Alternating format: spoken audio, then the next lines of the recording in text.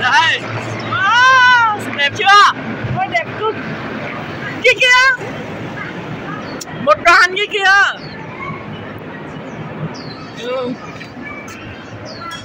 Kia.